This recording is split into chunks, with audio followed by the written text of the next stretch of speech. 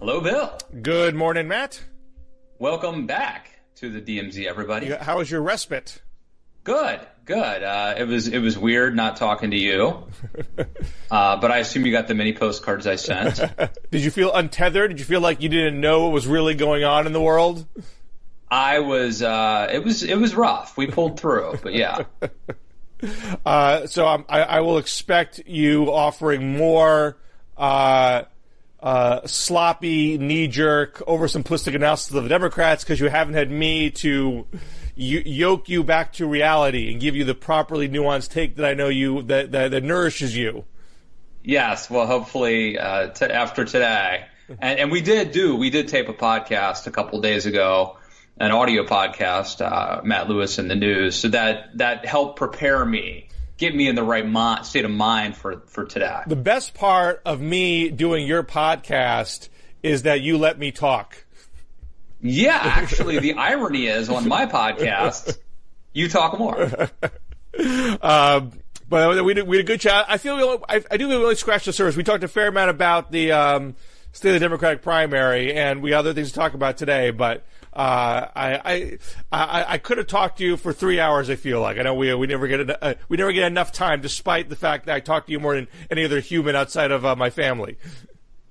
Yeah, look, again, I've said it many times, Adam Carolla, Dr. Drew, Tony Kornheiser, Michael Wilbon, there's just certain pairings that people can't get enough of. Right. And I would say our own Bob Wright, Mickey Kaus, would also, a close second behind us. Now, you told me that one of our super fans is curious about the books that I sit in front of on this show. For those of you who watch the show on bloggingis.tv or on YouTube and aren't doing the cheaters route, listening to podcast, I do sit behind my presidential library for most shows. I think I've touched on some of the books on a past show, so this might be old ground for some people. But I do have behind me, I have a book on every president now. I'm still doing my collecting, but I do have every individual president covered in some way in this library. So there's at least 50 books behind you. Oh yeah, 45. I think more than 45 behind me. And I got other books scattered around the house and in my office. But I do have a couple treasures here. One of them is the Thomas Woodrow Wilson, A Psychological Study by Sigmund Freud and William C. Bullitt. And this book is, some argue that Freud didn't really write this. It's really more Bullitt. I think it was published after Freud died. But it's basically, Bullitt was, I think he was ambassador to the Soviet Union in the immediate aftermath of the Communist Revolution, and he was pissed at Wilson. They didn't give him enough authority, I think, to recognize the Soviets, if I'm remembering the story correctly. What I do remember is that Bullitt came back and totally screwed Wilson on the League of Nations, and dropped a dime on the Secretary of State, who was trashing it privately, trashing the treaty privately. And he teamed up with Freud, who, to some degree, helped him basically trash Wilson, claiming he was, psychologically damaged, which led him into World War I and the debacle of the League of Nations. I also have the memoir of his second wife, Edith Bowling Wilson. If you watch Drunk History, you know that she is sometimes called the first female president of the United States because she was approving and vetoing some legislation while Wilson was incapacitated by stroke. And that's a very glossy version of her story. And that was, in large part, the basis of the 1944 film Wilson, which I think was nominated for Best Picture. I don't think it won.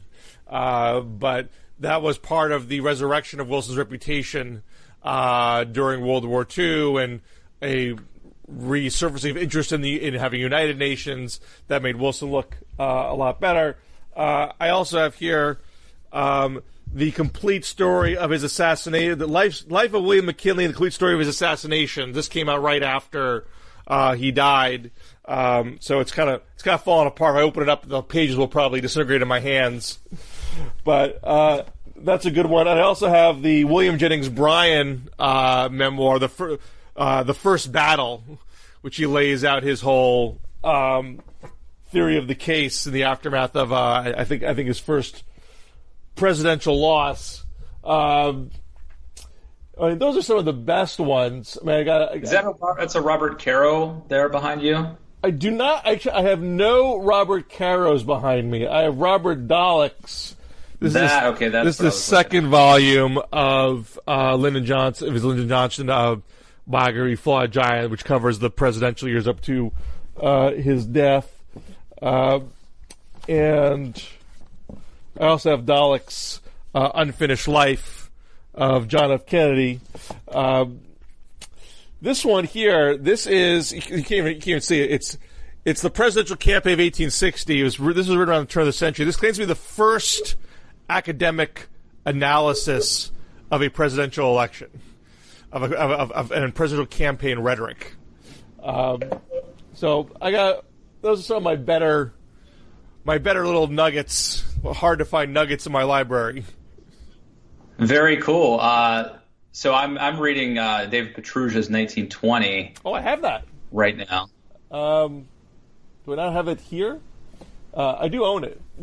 I must have it on a different really good book. Shelf. It is a good book. He's hard on Wilson. You know, I love Wilson. He's not very charitable to him in that book. Yeah, not a big Wilson fan. You know, he has a style of writing that's very cinematic. I think they're almost written to be easily turned into screenplays if someone was going to option it. And so that book is about the 1920 campaign, where he says, you had essentially 6 presidents coming together. Teddy Roosevelt, who initially was going to run but then died before he could. Herbert Hoover, who was in the Wilson cabinet at the time but was in the mix for the Republican nomination. FDR was on the ticket as VP in 1920. Coolidge was on the ticket as VP under Harding. And Wilson was threatening to run for a third term despite recovering from a stroke, which not everybody fully appreciated the significance of. But he was not having a hard time letting go, even though he was deeply unpopular at that point. So how that all came together, and the scene of how Harding gets the nomination, which is one of those 30+ ballots decide in the cigar smoking back room, is a fascinating tale. Have you been, Bill? A lot of people don't know about this. Have you been to the Woodrow Wilson House here in D.C.? I have not. I'm very mad about that fact. Yeah, it is cool. I went there a few years ago, and it's interesting because Wilson's wife lived there for decades. In fact, she entertained Jacqueline Kennedy and other first ladies in that same house, obviously decades after her own husband left the White House. But a lot of people don't know about it or haven't been. My wife and I went there a few years ago, and the tour guide was giving us kind of a rather perfunctory tour, and then I started dropping a little bit of knowledge, and she was like, okay, game on. Nice. The tour guide was like, okay, now you want to do this? And then it became like really cool tour. What is it? What's the slur that Donald Trump uses against Elizabeth Warren? Pocahontas, right? Yes. So it turns out Mrs. Wilson was, I believe, related to Pocahontas, like in real life. Wow. That was one of the things, and there's some pictures or statues or something there. Anyway, check it out. All right. Well, now that I've done my little library tour, we probably should get down to business. Yes. So a lot of talk this week that the economy is not going to be Donald Trump's friend, that we might be on the cusp of a recession. The market's very jittery. Trump himself flinched on escalating the trade war with China and didn't slap on another round of tariffs. It would seem that if Trump was going to win re-election, the economy is like the one leg he has to stand on. Do you think he has any prayer if the economy goes into any sort of downturn next year?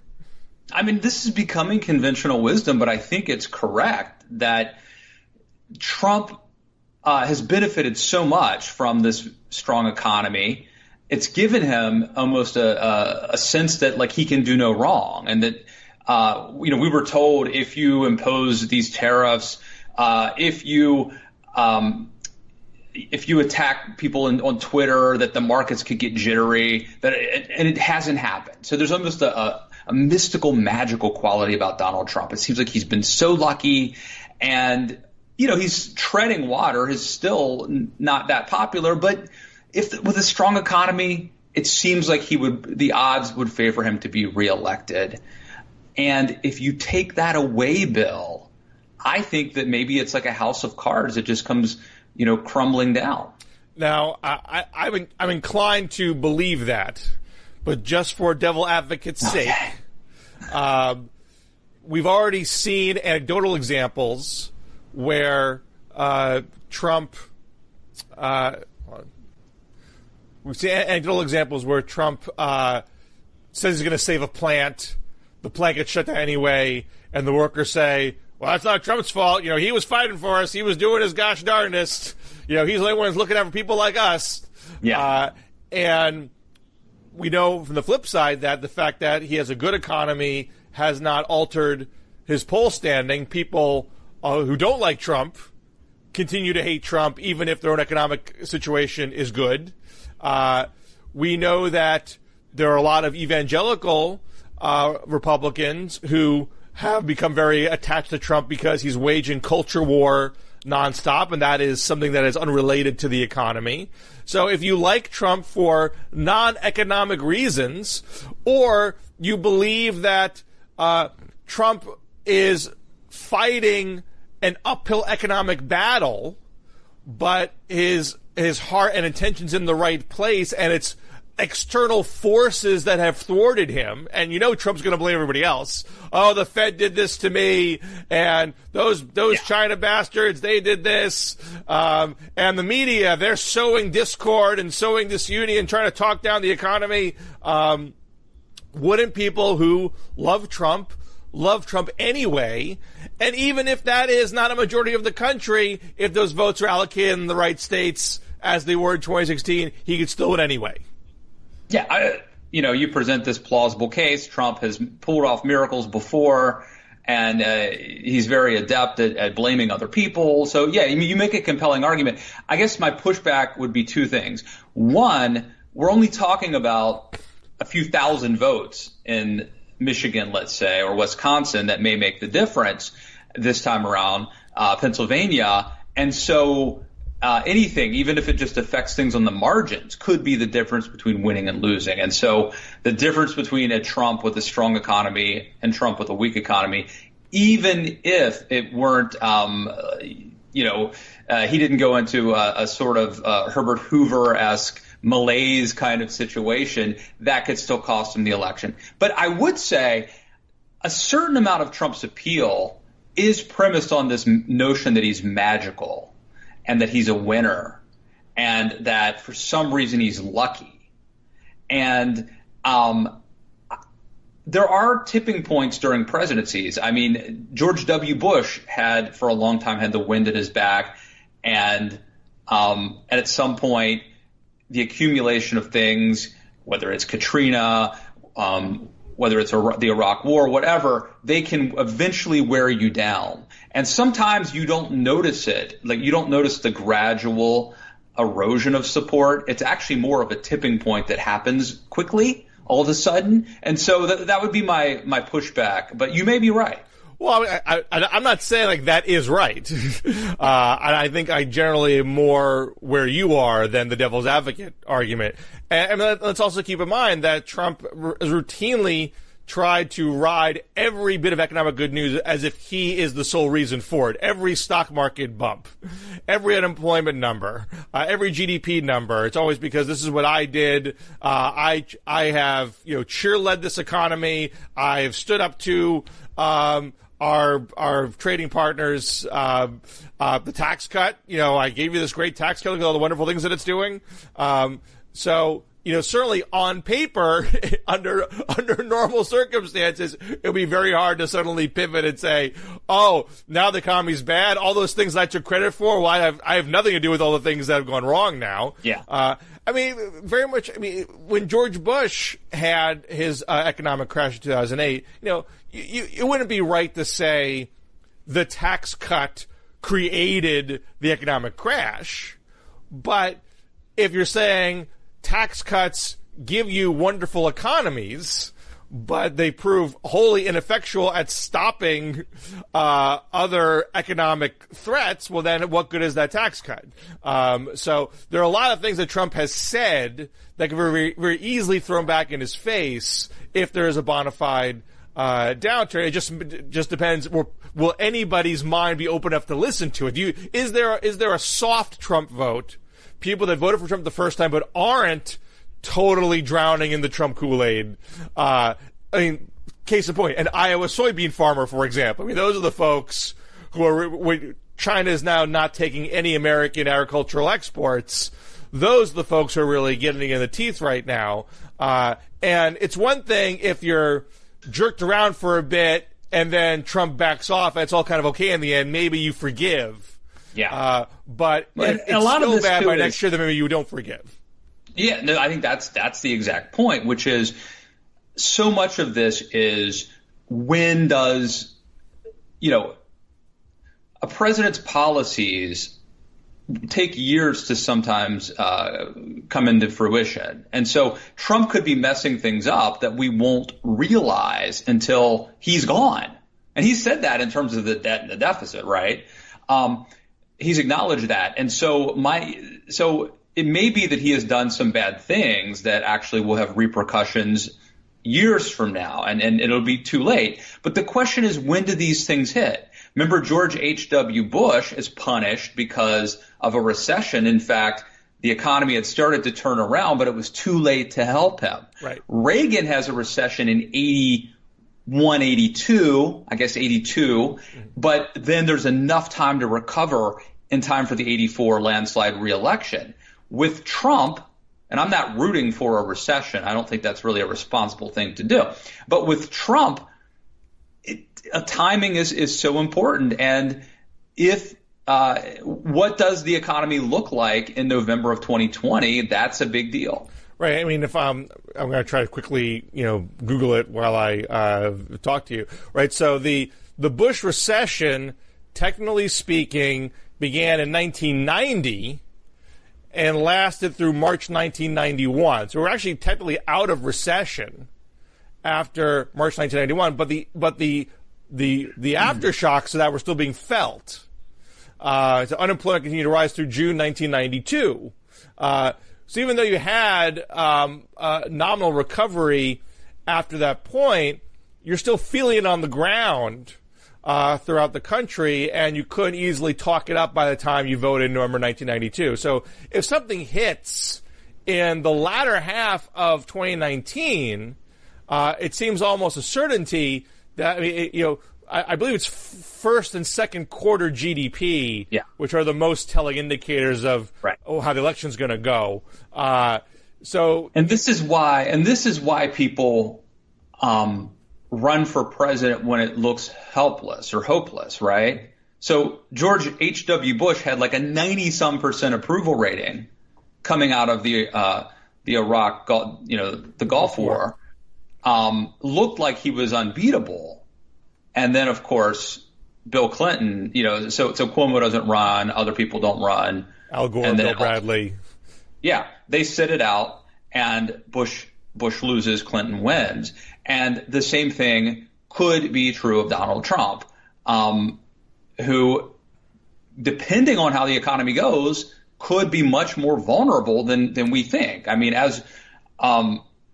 Until a couple days ago, I was operating under the assumption that if I had to bet, I bet on Trump. That the odds are he probably wins re-election. Not a slam dunk, but if you have to bet, you bet on him. But this would definitely change that. And then I think you could see I think that this could embolden Democrats who would maybe gain some confidence, maybe have because going against Trump, you kind of need confidence. Well, if you had a profound downturn, and literally every Democrat in trial heats is beating Trump by double digits, that would rob Biden of a unique electability argument. I mean, so there's already talk out there. It's been driven by Nate Cohn at the Times and Dave Wasserman, who writes for Roll Call and NBC and the Politico report. I think it was an NBCNews.com piece that he did this, saying that Trump could win re-election despite losing the popular vote by as much as 5%. So you want to have a trial heat where you're well ahead of 5% to feel good that this person's in good shape. Well, if they're all ahead by 5% because Trump's in the dumps, well, then why do you necessarily need Biden? You could throw the long ball with Bernie or Ward. Now, but here's another wrinkle I want to add to that, though, which I don't think is being talked about very much. I just mentioned earlier the plight of the Iowan soybean farmer. Warren and Sanders are pretty squarely in they wouldn't use this term themselves, but let's talk straight. They're in the protectionist camp. Warren released a very detailed trade strategy, which, and if you're curious about a critique of it, you can read Dan Dresner over at the Washington Post has written a couple of columns about it. One that responds to critiques of his first critique. But she says this very plainly. She wants trade agreements to have standards that are above not just what the other nations currently have in terms of labor, or workplace rights, environmental protections and such, but higher than America's current standards on that score. I mean, if you're raising the bar that high, you're basically saying we're not going to have agreements. We're gonna just essentially go with what we have, and one could argue, so what? We can live with where we're at right now. But I think she even raises the prospect of withdrawing from current agreements that don't live up to these standards, which would not be status quo. Now, Warren seems to be aware that running on a unvarnished protectionist platform is not good politics in Iowa, because at the Wingding a week or so ago, where most of the candidates gave short speeches, she said to the crowd, forgive me if I'm not quoting it exactly right, you don't win a trade war by tweet, which is an appealing message for that Iowan soybean farmer who really who does not want protectionism, who wants to sell their crops abroad.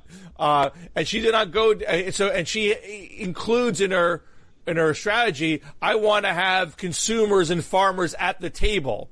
She doesn't talk about it in protectionist terms. She talks about it in small d democratic terms. I want to open up the process. I want to bring the people into the process. I don't have secret negotiations that the corporations have undue influence in.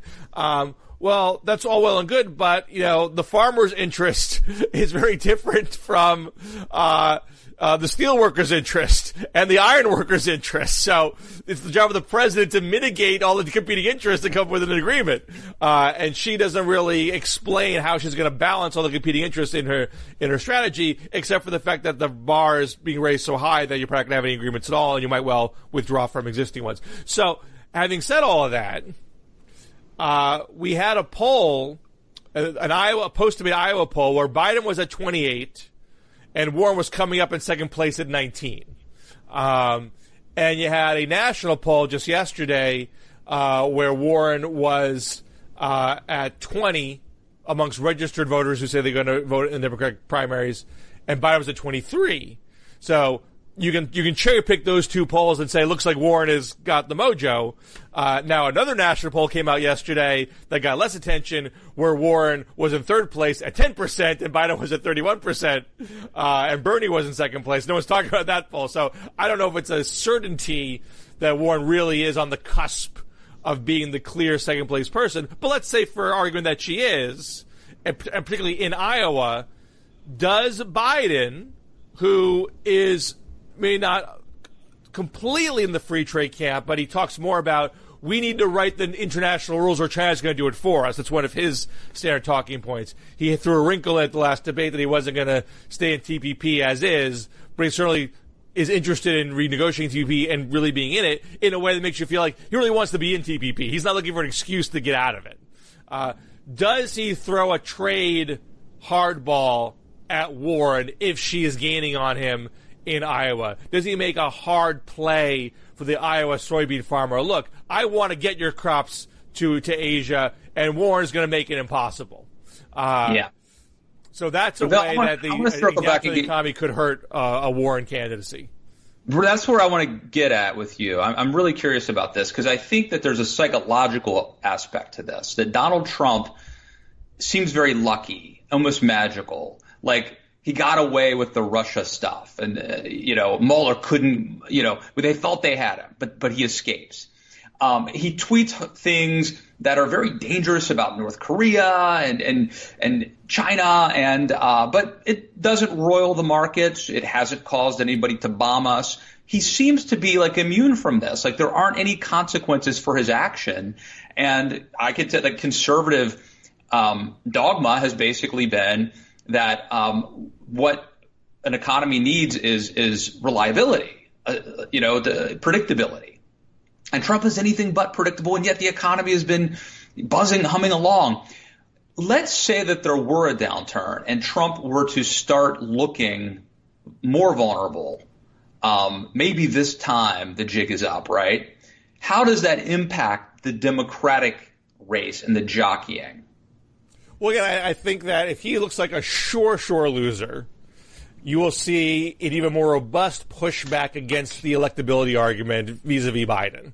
That anyone can beat him. You don't have to be a bedwetter. You don't have to worry that Warren's agenda or Bernie's agenda is too ambitious. It doesn't play in Peoria. Biden is Trump is in such bad shape. Just go with your heart. Just go with your heart. I don't know if you can ever convince the majority of Democrats not to panic. Because there's a lot of Democrats they don't trust polls. I trusted the polls last time and I got burned. Sure, he may not look too good right now, but I don't know what's going to happen a year from now. And I also think that there just is a bona fide moderate faction of the Democratic Party that disagrees with Bernie and Warren on the merits. Now, I think sometimes where it can get confusing, it's hard for me to talk about it in certain definitive terms. But because that moderation is intertwined with electability arguments, I think in some cases the Democratic moderate likes to talk about their concerns of democratic socialism or Warren's economic populism in political terms, so they don't have to say, I just don't agree with them. I just think they're wrong. You push the blame onto some other unnamed voter without a face, and say, what? I just don't believe in single payer. I just think it's a bad idea. Yeah. Now you're starting to see more and more Democrats do say things like that. Because Biden has kind of led that charge. That's bad to take away the health insurance from private health insurance from people who like it. So if Trump is in high 30s and is being beaten by everybody, you still might see Biden and others say, you know what, that's still not a good reason to go Democratic socialist because you could throw away a sure thing, and you know what, they're just wrong on some stuff. They're peddling ideas that people in the middle of the country just don't like, and I don't like, and you shouldn't like. So I don't think it's a given that the electability argument goes by the wayside, but certainly those on the left would prosecute the anti-electability argument even harder in that circumstance. Yeah, good stuff. What else we got? What else do we had other ideas when we were. I could do it. Let me do it. Why you think I'll do a couple shameless plugs? Okay. That I think are somewhat of a segue, or consistent with what you were just talking about. Actually, John Delaney scheduled to come on the podcast. Congressman John Delaney, Former Congressman. I am more excited about that podcast than your Andrew Yang podcast because Yang is someone. They're both interesting that they both have a lot of ideas. I think Yang is more of this might be too harsh, but bit of a bottom feeder. He's taking sort of every idea, every wild idea, and trying to play to every fringe podcast listener and try to cobbling that into enough of a donor base, squeeze out 2 or 3% of the polls, and get in the debates to hang around, but isn't really advancing the ideas discussion. We're not in a great debate about universal basic income because Andrew Yang is in the race. I think you're too. It doesn't surprise you that I think you're being too hard on him. Now Delaney, I think is eclipsed in the moderate lane by Biden, but I do think he has laid out a pretty articulate critique of the Bernie Warren posture in these debates. And I think has belied the notion that moderates don't have their own ideas because he has a whole bunch of ideas and they're not even all that moderate. But I particularly I hope you ask him about this. I think his climate proposal has gotten real short shrift because he's for a carbon tax and dividend. So you raise the tax, you impose a tax on carbon pollution, and with the proceeds you give it to taxpayers. It's sort of like George Bush texted, "Here's the check. Isn't this awesome? You get a check." And I think there are political obstacles with that plan. I don't think it's a total slam dunk, but it's he has got a modest amount of Republican interest in that proposal. There are business leaders that are for a similar type of proposal. The one thing I would ask you to him, I would ask him, does he agree? I think the business coalition is the climate leadership coalition or something like that. They propose a carbon tax with legal immunity from climate-related lawsuits. Would Delaney support that quid pro quo with the business community to get that passed? I'd ask him that, and I would ask him. There's some kind of academic paper that came out recently that suggested that you could not make the carbon tax high enough to actually drive down carbon pollution enough in the time frame that we need. And so there's some people who are anti-carbon tax or pro-Green New Deal that are pointing to that and say, you know what, of course the Exxon and Shell are for carbon tax now. They know it's not going to hurt their bottom line. It's not going to make them change very much. I'm curious what he thinks about that argument. No, you're good stuff. And I think he's been surprisingly eloquent in the debates. I think he's actually had a couple really strong moments. I'm also talking to, assuming it goes through, former Congressman Joe Walsh on the podcast tomorrow. Is he seriously thinking about running himself? I know he talked about the Trump primary challenges. Is there talk that he's going to run himself? I'm going to ask him about it, but I think if you read that New York Times op-ed, it suggests that he might be thinking about it. Can I make a confession, Matt? I've been glomming on to the New York Times login from an old employer for years, and that login changed, and now I don't have. I'm trapped behind the New York Times paywall for the last 3 days. It's horrible. Like there's one publication. Like there's so many times a day where like I want to click on something and I can't click on it because I'm behind the paywall. And I've used like all 3 of my browsers. And I've used my iPhone. And I've used my iPad. And I'm still stuck. So I haven't read it. I don't know exactly what he said. So it seems like it may be an opening salvo. He briefly talks about how he voted for Trump and as a lesser of two evils.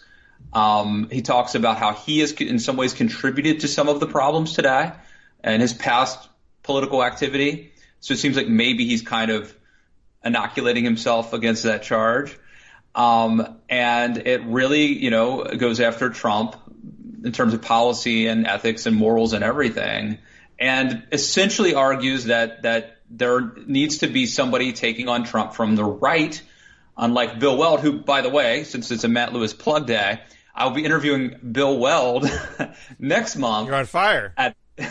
In Austin, Texas for the Tribune Festival. So it's sort of a call for somebody to take on Donald Trump from the right in a primary. And, maybe it'll be Joe Walsh, maybe it'll be Justin Amash, maybe Mark Sanford. I don't know, but he's saying someone should do it. Number one, when you're in Austin, I want you to get some chicken fried steak at Threadgill's and tell me all about it, because I want to relive my experience from almost 20 years ago. Assuming Threadgill's is still there. I imagine it's still there. Love me some Austin. I think you should ask Walsh, are there any... He clearly has some regrets about his tone, maybe some of his choices for rhetoric, because he was pretty horrible when he was in Congress himself, and shortly thereafter. Are there any issue positions he's outright changed in the after seeing an unbridled Trump in action? Is there anything that he has changed his view on in the past couple of years? Yeah, it's a good question. One thing we could talk about is the gun debate. Yes. Now, it hasn't been published yet, and for all I know, I'm just getting he's got my initial, not edit back. My editor is saying that I wrote too much. You got to turn it back a little bit. So it's still in the Bill Scher, I know. Still in the editing process. I don't know when it's going to be published, or maybe they'll say it's terrible, we're not going to run it at all. But I am in the process of making a case that if Democrats are really serious about passing gun control legislation, that they have to really run on it in a very high profile way. And you can look back at the Sandy Hook situation, where between 2004 and 2012, Democrats really kept their distance from gun control. And they won the House. I mean, and it worked. So Kerry doesn't win 2004, but he was for the standard Democrat gun control positions, but he ends the campaign going goose hunting to try to say, where can I get me a hunting license? Right. Say, hey, hunters and sportsmen, it's all good. I'm not going to take away your guns. That doesn't quite work.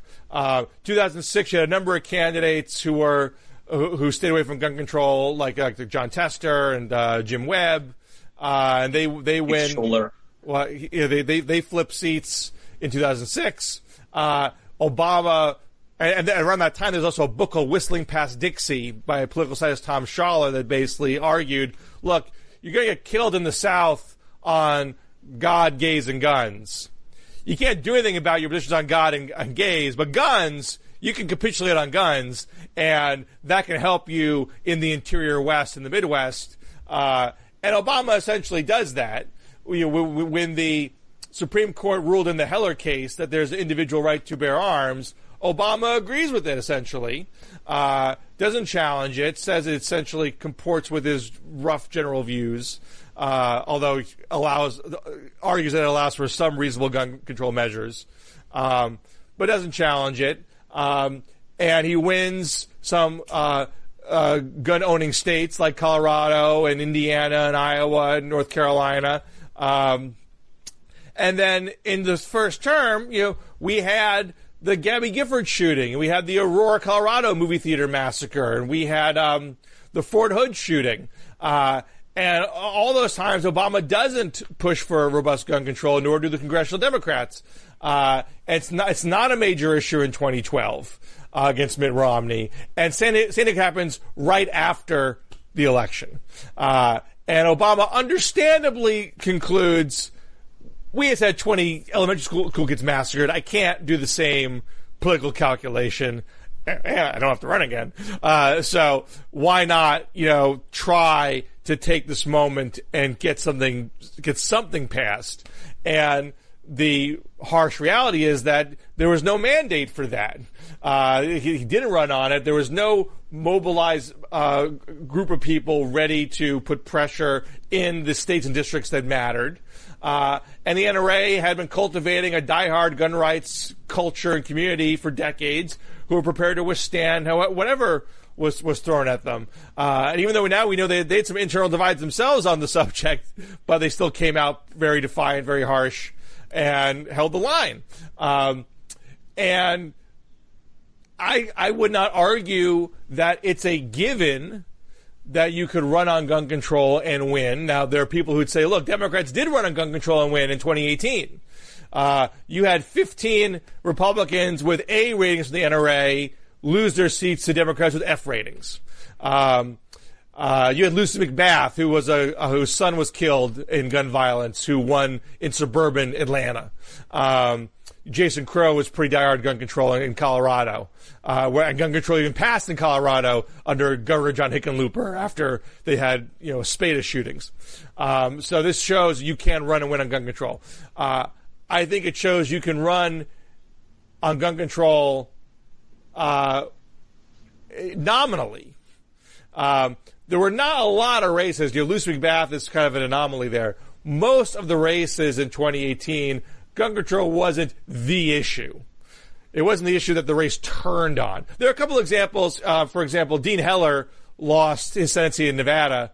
Gun control was pretty prominent there. Kelly Ayotte in 2016, it's really Heller and Ayotte's vote on the background check bill that was defeated in 2013. That was an issue in those races. Those are relatively blue states. And they are exceptions. I would caution Democrats that you don't want to have happen to you what happened to George Bush in 2005 with Social Security privatization. He ran Social Security privatization, partial privatization. But it wasn't the thing, and it was misinterpreted as, I said it, and I won, so then that means I get to do it. And he found out the hard way that doesn't automatically mean that. So if you want to have a mandate for gun control in 2021, and look, I don't think, I'm highly skeptical we're going to get gun control now, despite Trump's. There's also the opportunity cost, too, right? If you do, you can't do everything. Everything can't be a priority. And so, you've mentioned this to me before, Bill, that after Sandy Hook, Obama, by pushing gun control at that moment, which was understandable, but immigration, which there had been some momentum building for immigration, gets put on the back burner. I mean, I honestly believe this was the biggest mistake of the Obama presidency, and a totally understandable mistake. But in hindsight, the Republicans were staggered on immigration with the Romney loss. It was widely accepted that Romney's push for self-deportation was terrible in winning Latino votes that were needed to win. You had Sean Hannity saying in the immediate aftermath, the Republicans have to get on with the immigration reform. Boehner was on board with it. They could have, you might argue that they would have lost anyway, that the Republicans would have found a way to oppose it. Maybe. But you would have definitely been in a much, much better position going right out of the box immigration reform in January when you had Sean Hannity agreeing with you. And instead what happens is you go headlong into gun control where you don't have your ducks lined up. Republicans, conservatives get their bearings on immigration. So even though the bill passes the Senate, it passes in June after Obama has lost some political capital and momentum with the Manchin 2 gun control, with the background check bill losing in April. And then the right, including Sean Hannity, hammers that Senate bill and it doesn't get to the floor in the House. So I think time was very important in that immigration bill, that if they had been able to do it quicker, they might have passed it. So look, if Democrats run on gun control in 2020 in a big way, and that means, in my opinion, not just when the mass shootings happen, every day. You mentioned every day the gun violence that happened in domestic violence situations, in street crime, in accidents, everything, because the majority of gun deaths are suicides. You have about 36,000 gun deaths every year, 22,000 are suicides, and even of the homicides, 2/3 of the homicides are handguns, not assault rifles. So if you're talking about the everyday violence, the suicides, the handgun deaths, and you do that in all the states, it's not just the president, it's the congressional candidates, it's the Senate candidates, in the purple states, and you win on that, then you can say, okay, 5 Republicans, don't you filibuster this, it's going to come raining down on you. You're going to end up like Kelly Ayotte and Dean Heller, and you're going to lose. So you better get right on this issue. I think then you got a shot. If you treat it like one of a bunch of issues that we talk about every so often, and yeah, I ran on it, but it wasn't the thing, but hey, we won, so let's give it a go. I think you end up with a Social Security privatization deal. Yeah. But I think you've just explained why it's not likely to happen. It hasn't happened because of all the things Democrats could talk about doing, this is not the most popular if you care about winning elections. And especially if you're going to talk about suicide and crime as the main drivers of gun violence or the main primary examples of gun violence, because I don't think that there are people clamoring to stop suicides with guns. It's not a top 10 issue. Certainly. Well, it's certainly not today. I mean, the thing is, right now, we care about it mainly when there's a public mass shooting. There's a national trauma that's on our TV screens, and we're not sensitive to it when gun violence happens. That's not on our TV screens. Except conservatives saying, yeah, you're not talking about Chicago, you racists. That's the only time something else besides public mass shootings comes up. So if you want to, one of the problems with only talking about it after public mass shootings is there are idiosyncrasies with each event. So we're talking about background checks right now. The Dayton shooter, the El Paso shooter, they would not have been stopped by background checks. Dylan Roof would have it, so it's not like I'm saying you shouldn't do universal background checks. There are examples where it would have helped, but it's helped in every situation. And you can talk about assault rifles in certain cases, but there are also mass shootings that happen with pistols, semi-automatic pistols. So if you don't talk about the everyday violence, you miss things that your proposals are relevant to. And so it's easy for them to say, well, you shouldn't do this proposal. It doesn't match this case.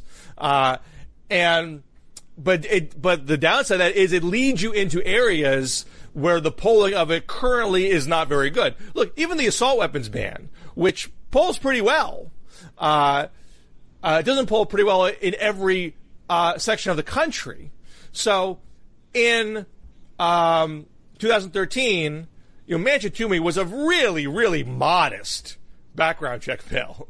And it had support from like 90% of the country, and it had support from 55 senators, and a majority of the Senate. And it'll lose on a filibuster. So that might compel some to say, well, your problem is the filibuster. Just get rid of the filibuster. Who cares about all this other stuff you're talking about, Bill? Just get rid of the filibuster, you get that thing through.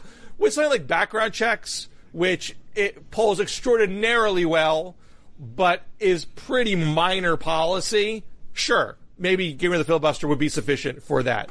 Assault weapons ban, there was a vote on that in 2013. It got 40 votes.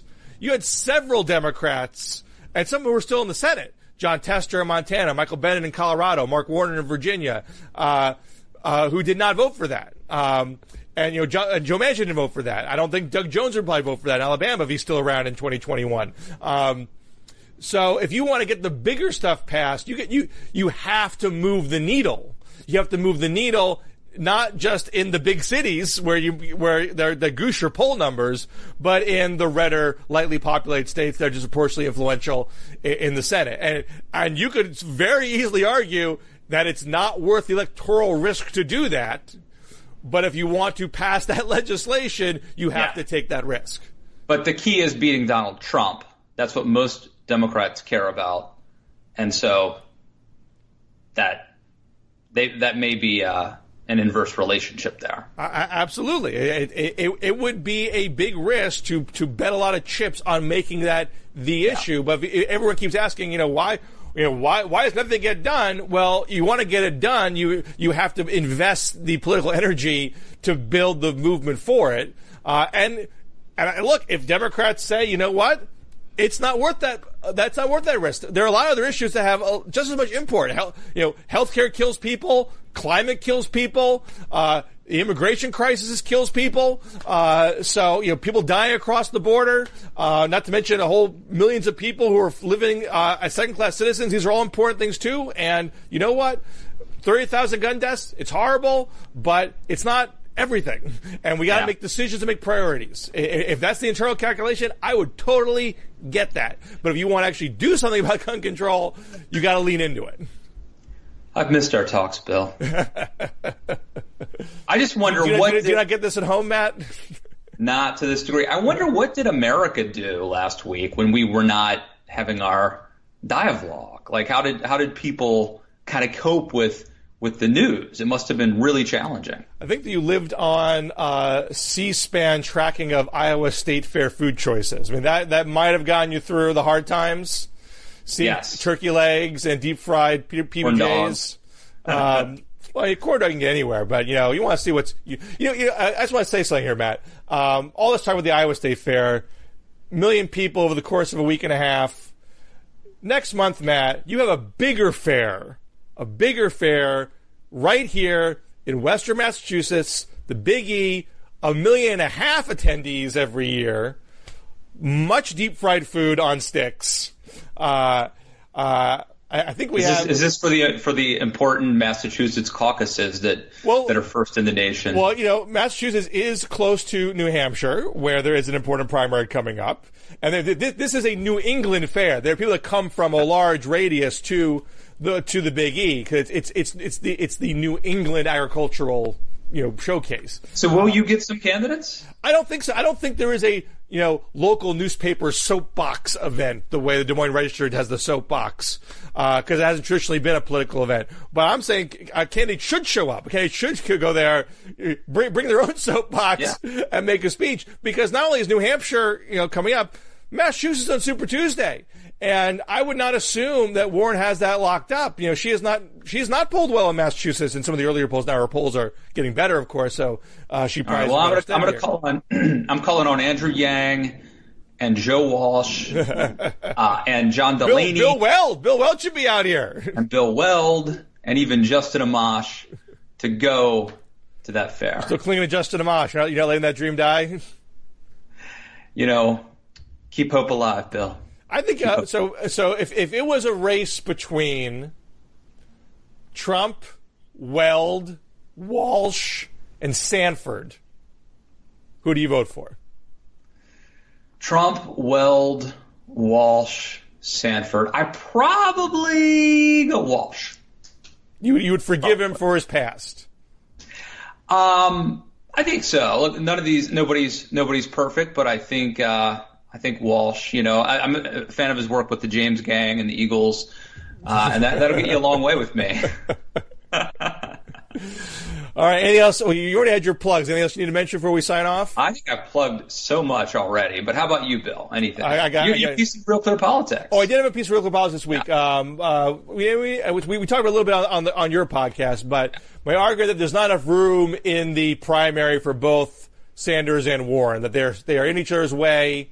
If the left wants to maximize its influence in the primary and maximize its chances of derailing Joe Biden, they can't both stay. However, neither one has any incentive to leave because they have enormous donor bases. They're both polling well enough to justify staying in. So it's going to be up to voters themselves the voters on the left to get into one camp or the other if they want to have their best shot at having a bona fide progressive populist or democratic socialist at the top of the ticket. Check that out. And Bill Scher, great to be back in the DMZ with you. Great to have you here. I try to keep it tidy for you. I will be on a working vacay next week, so I think we can still talk. Okay, awesome. Well, the American public needs us, so we'll see you back in the DMZ next week. All right, take care.